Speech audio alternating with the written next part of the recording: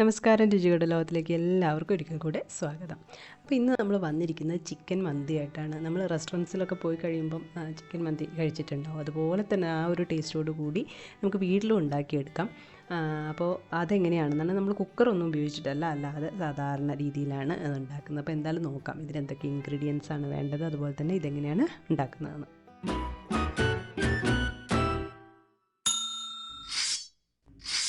മന്തി ഉണ്ടാക്കാൻ വേണ്ടി നമ്മൾ ചിക്കൻ്റെ വലിയ പീസാണ് എടുക്കുക. അപ്പോൾ ഇതിപ്പോൾ 1 കിലോ ചിക്കൻ ഉണ്ട്. വലിയ പീസായപ്പോൾ ഇടയ്ക്കൊരു ചെറിയ പീസൊക്കെ ഉണ്ട്. അപ്പോൾ വലിയ പീസായിട്ട് കട്ട് ചെയ്തിട്ട് ഈ ഒരു പാത്രത്തിൽ തന്നെയാണ് ഞാൻ ഉണ്ടാക്കുന്നത്.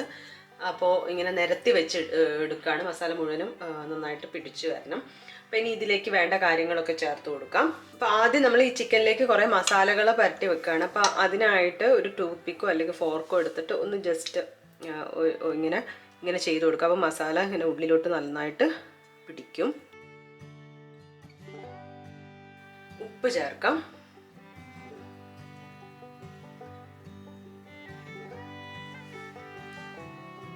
ഇനി ഇതിലേക്ക് കുരുമുളക് പൊടിയാണ് ചേർക്കുന്നത്. 1.5 ടീസ്പൂൺ കുരുമുളക് പൊടി. പിന്നെ ചെറിയ ജീരകം, നല്ല ജീരകമാണ്, 1.5 ടീസ്പൂൺ എടുത്തിട്ട് ഇതൊന്ന് ചതച്ചതാണ്, പൊടിച്ചതല്ല, ചതച്ച് ഇടുകയാണ്. പിന്നെ നമുക്ക് ഇതിലേക്ക് ആവശ്യമായിട്ടുള്ളത് ചിക്കൻ ക്യൂബാണ്. അപ്പം ഞാൻ മാഗിയുടെ 3 ക്യൂബ് എടുത്തിട്ടുണ്ട്. അപ്പം ഇത് പൊടിച്ചിട്ട് ഇതിലോട്ട് ഇട്ട് കൊടുക്കാം. കൈ വെച്ച് ഇങ്ങനെ ജസ്റ്റ് ചെയ്താൽ മതി.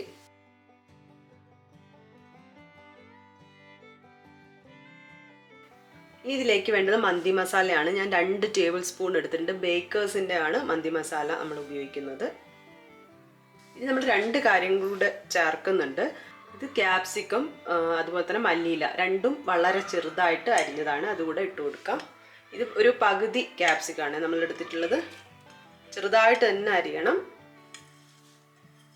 ഇനി ഇതിലേക്ക് നമ്മൾ ഓയിൽ ഒഴിച്ചു കൊടുക്കുകയാണ്. ഒരു 1/4 കപ്പോളം ഓയിൽ തന്നെ ഒഴിച്ചു കൊടുക്കുക. കാരണം കുറച്ച് ഓയിലാണ് ഇത് ഫ്രൈ ആയി വരുന്നത്.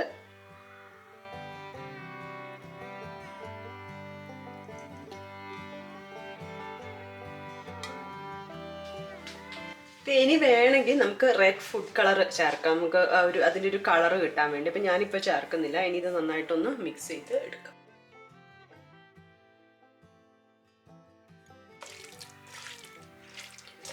അപ്പം ഇത് നന്നായിട്ട് മിക്സ് ചെയ്തിട്ടുണ്ട്.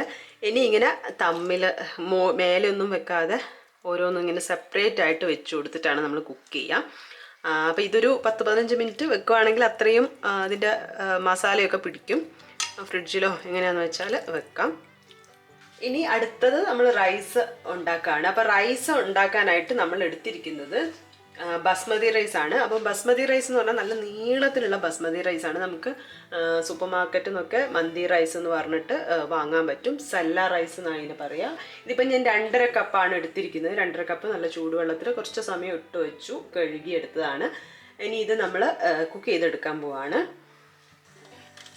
ചോറ് ഉണ്ടാക്കാനായിട്ട് ഞാൻ വെള്ളം വെച്ചിട്ടുണ്ട്, ചൂടാക്കാൻ വെച്ചു. ഇനി ഇതിലേക്ക് റൈസിന് ആവശ്യമായിട്ടുള്ള ഉപ്പ് ഇട്ട് കൊടുക്കാം. ഈ സ്പൈസസ് ഇട്ട് കൊടുക്കുകയാണ്. ഒരു 5 ഗ്രാമ്പൂ, അതുപോലെ പട്ട, ഒരു 5 ഏലക്ക, കുറച്ച് ബേ ലീഫ്, അതുപോലെ ജാതിപത്രി. ഇതിലേക്ക് നമ്മൾ കഴുകി വെള്ളമെല്ലാം പോക്കി വെച്ച റൈസ് ഇട്ട് കൊടുക്കാം.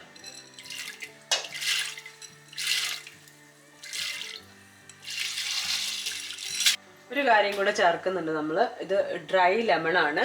അപ്പോൾ അതുകൂടെ ഇട്ട് കൊടുക്കാം. ഇത് നമുക്കിത് വേവിച്ചെടുക്കാം. അധികം ഇങ്ങനെ വെന്ത് അങ്ങനെ വരരുത്. നമുക്കറിയില്ല, മന്തി റൈസ് എന്ന് പറയുമ്പോൾ ഇങ്ങനെ ഇടവിട്ട് അങ്ങനെയാണ് വരേണ്ടത്. അപ്പോൾ ഇത് ഓപ്പൺ ചെയ്ത് വെച്ചിട്ടാണ് വേവിക്കുന്നത്. നമ്മൾ വെള്ളം വറ്റിച്ചെടുക്കുന്ന പോലെയല്ല ബിരിയാണിക്ക്, അതുപോലെയല്ല ചെയ്യുന്നത്. അപ്പോൾ എന്തായാലും ഇത് വേവിച്ചെടുക്കാം. അപ്പോൾ ഇനി നമ്മൾ ചിക്കൻ വേവിച്ചെടുക്കാൻ പോവാണ്. അപ്പോൾ ഈ പാത്രത്തിൽ നന്നായിട്ട് നിരത്തി വെച്ച് കൊടുത്തിട്ടുണ്ട്. അപ്പോൾ ഇതിനി അടച്ച് വെച്ചിട്ട് വേവിക്കാൻ പോവാണ്, വേറെ ഒന്നും വേണ്ട. അപ്പോൾ കുറച്ച് സമയം കഴിയുമ്പോൾ ഒന്ന് ചിക്കൻ മറിച്ചിട്ട് കൊടുക്കണം. വലിയ പീസാണ്, അപ്പോൾ മറിച്ചിട്ട് അങ്ങനെ മറിച്ചിട്ട് കൊടുത്തിട്ടാണ് നമ്മൾ വേവിച്ചെടുക്കുന്നത്. ഇപ്പോൾ ഓയിലും ഉണ്ട്, ഇപ്പോൾ ഒരു ഫ്രൈ ആ ഒരു പരുവത്തിലാവുകയാണ് ചെയ്യുക. അപ്പോൾ എന്തായാലും നമുക്ക് ഇടയ്ക്കൊന്ന് മറിച്ചൊക്കെ ഇട്ട് ഇതൊന്ന് വേവിച്ചെടുക്കാം. അപ്പം ചോറ് വെന്ത് വന്നിട്ടുണ്ട്. ഇനി നമുക്കിതിൻ്റെ വെള്ളം ഊറ്റി മാറ്റാം. ഏതാണ്ടൊക്കെ റെഡിയായി വന്നിട്ടുണ്ട്. ഇനി സ്റ്റവ് ഓഫ് ചെയ്യാം. എന്നിട്ട് ഇതിൻ്റെ മേലോട്ടാണ് നമ്മൾ ചോറ് ഇട്ട് കൊടുക്കുന്നത്. ഇപ്പോൾ റൈസെല്ലാം നമ്മൾ വെള്ളമെല്ലാം മാറ്റി വെച്ചിട്ടുണ്ട്. ഇനി ഇതിൻ്റെ മുകളിലോട്ട് നമുക്ക് ചോറിട്ട് കൊടുക്കാം. അപ്പം ഞാൻ ആദ്യം എന്താണെന്ന് വെച്ചാൽ ഒരു ദോശത്തട്ട്, നമ്മൾ ബിരിയാണിയൊക്കെ ദം ചെയ്യുന്ന പോലെ തന്നെ ദോശത്തട്ട് വെച്ച് അതൊന്ന് ചൂടാക്കാൻ വെച്ച് അതിൻ്റെ മേലേക്കാണ് നമ്മൾ ചിക്കൻ ഉണ്ടാക്കിയല്ലോ ആ ഒരു പാൻ വെക്കുന്നത്.